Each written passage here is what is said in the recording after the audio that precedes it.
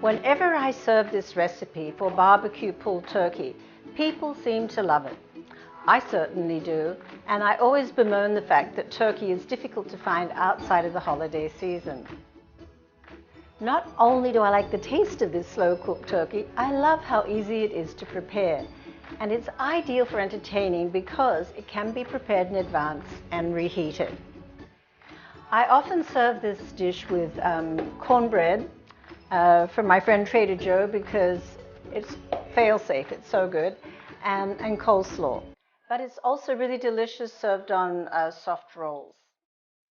When I make this dish, I always use bone-in turkey. I like to use thighs or legs, but you could also use bone-in breast.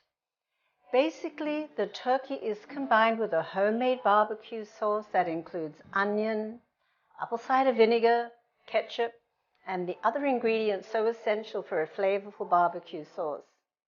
Then you slowly cook it for an hour and a half to 2 hours until the meat is very tender and beginning to fall off the bone.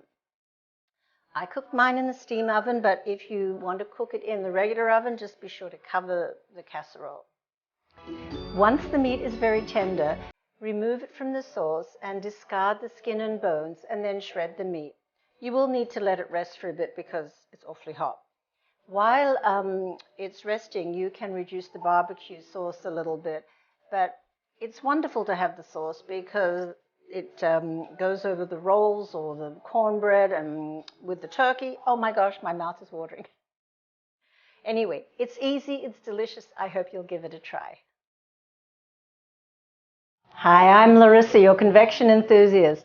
Convection cooking can make you a better cook. Check out my videos and I think you'll find that you'll do really, really well. And please like and subscribe.